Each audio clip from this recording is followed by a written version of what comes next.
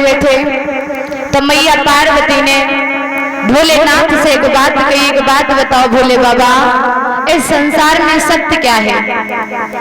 तो भोले बाबा ने जवाब दिया, कहा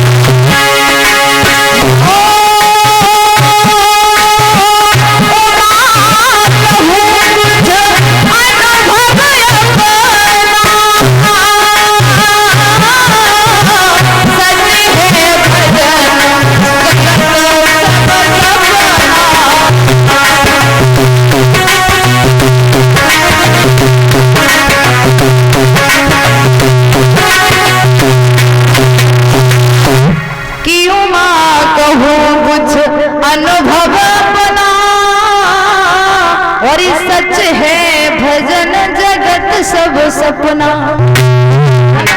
उमा, ये संसार स्वप्न के समान है, अगर सत्य है तो केवल भगवान का भजन है।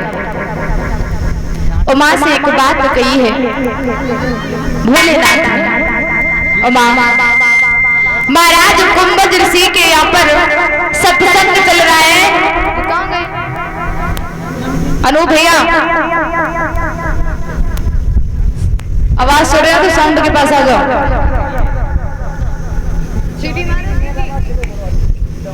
थोड़ी कम करो। जवाब दिया उमा, महाराज कुंभज ऋषि के यहाँ पर सत्संग हो रहा है, चलो हम और आप भगवान का भजन कीर्तन हमारा सत्संग सुनेंगे। तो मैया पार्वती भोले बाबा के साथ में चली, कुंभज ऋषि के आश्रम पर पहुंची। बताया जाता है दादा, जहाँ पर भजन कीर्तन हो रहा था, भगवान का सत्संग चल रहा था, पार्वती कुछ क्षण के लिए बैठी, कुछ देर के लिए बैठी और कुछ देर के बाद में भोले बाबा से कहने लगी, भोले बाबा जी चलो घरे, भोले बाबा जी चलो घरे। भोले बाबा ने कहा क्यों, क्या तुम्हारा मन नहीं लग रहा है भगवान की कथा में? बोले हमारा मन नहीं लग रहा, घरे चलो। और दादा, जिसका मन भगवान की कथा में न लगे तो समझ लेना उसके सर पे कलयुग सवार है। जब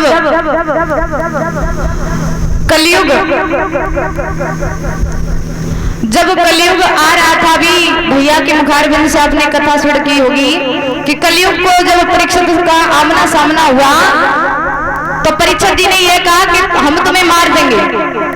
तो कलयुग ने यह कहा कि अगर आप हमें मार दोगे तो महाराज ब्रह्मा जी ने जिस तरीके से सतयुग त्रेता द्वापर को शिक्षा है वैसे मुझे भी बनाया, अगर हमें आप मार दोगे तो ब्रह्मा जी का अपमान होगा। तो परीक्षित जी ने यह कहा कि ठीक है हम तुम्हें नहीं मारेंगे, लेकिन तुम ये उपद्रव छोड़ दो। जवाब दिया महाराज, कुछ बुराइयों के बजाय हमारे पास अच्छाइयां भी हैं। कलयुग ने ये बात कही, बोले अच्छाइयां क्या हैं? जवाब दिया, अच्छाइयां हमारी है कि कलयुग में भगवान का एक बार नाम लेगा उसका उद्धार हो जाएगा।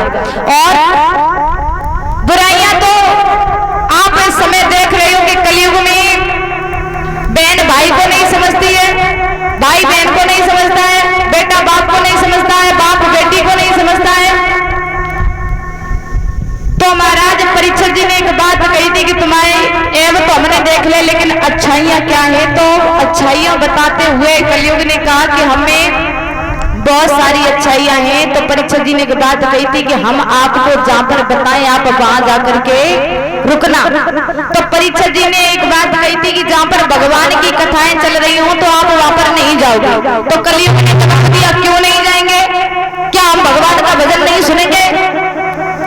तो कलयुग परीक्षित जी ने जवाब दिया, सुनो तुम सुन सकते हो, आप उसके पास में बैठ करके सुन सकते हो जो महाराज भगवान की कथा न सुने जो नींद लेवे और जमाई लेवे तुम जाओ बाके सर पे बैठ गई हो जाएगी, उसके सर पर जाकर के बैठ जाना और आप आराम से कथा सुनना। तो जो महाराज भगवान की कथा में बैठते हैं वो कथा नहीं सुनते, नींद लेते हैं, तो बाकी सर पे कलयुग सवार होते हैं। भोले बाबा ने पूछा कि आपका मन नहीं लग रहा? बोले हमारा मन नहीं लग रहा। बोले बाबा घरे चलो। भोले बाबा को लेकर के घर आ गए। धीरे धीरे समय व्यतीत होता चला गया। दादा बताया जाता है सीता का हरण हो चुका था, दशरथ जी का मरण हो चुका था। भगवान श्री राम शेषावतारी लक्ष्मण सीता को खोजते हुए महाराज कैलाश पर्वत के आसपास होकर के निकले। जब नजर भोले बाबा की भगवान श्री राम के ऊपर पड़ी तो भगवान श्री राम को देख करके भोले बाबा ने दंडवत प्रणाम किया, यानी कि लेट करके प्रणाम किया। तो पार्वती ने भोले बाबा से एक बात पूछी, जब बताओ भोले बाबा ने ये जरा जरा से बालक है, आप इनको देख करके लेट करके प्रणाम क्यों की? ये कौन है? तो भोले बाबा ने जवाब दिया, पार्वती हमारे इष्ट है, हमारे भगवान है।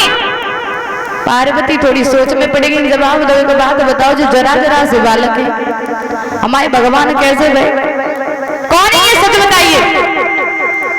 तो पार्वती से भोले बाबा ने जवाब दिया, ये दशरथ के पुत्र मर्यादा पुरुषोत्तम श्री रामचंद्र जी हैं। बोले ये भगवान है, रामचंद्र जी हैं, तो ये वन में क्या कर रहे हैं? इन्हें तो महलों में होना चाहिए था, वन में क्यों भटक रहे हैं? भोले बाबा ने कहा, पार्वती इनकी पत्नी खो गई है सीता, तो उन्हें ढूंढ रही है। पार्वती कहने लगी, फिर तो हम कतई विश्वास नहीं माने। बोले क्यों? बोले ये भगवान नहीं हो सकते। अगर इनकी पत्नी खो गई है दादा और ये भगवान है तो इन्हें पता होना चाहिए कि इनकी पत्नी कहाँ है? ये कैसे भगवान है जब इन्हें जाए नहीं मालूम हमारी बहू को बोले। जवाब दिया, अगर आपको भरोसा नहीं हो रहा है पार्वती तो तुम एक काम करो, आप भगवान की हमारे इष्ट की परीक्षा ले आओ। जवाब दिया कि जो तुम्हारे मन होए संदेह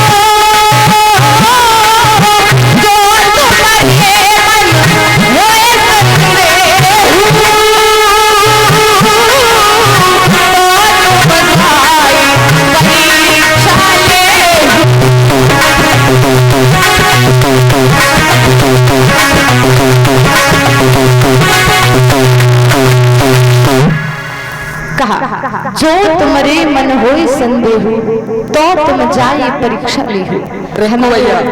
रिंकू भैया मेरी आवाज सुनते हो तो मेरे पास आए। जवाब दिया कि आप हमारे भगवान की परीक्षा ले लो जाकर के। सती कहने लगी, क्यों नहीं, हम परीक्षा अवश्य लेंगे, क्योंकि हमें पता लगाना है कि भगवान श्री राम है या नहीं है। चली भगवान की परीक्षा लेने के लिए।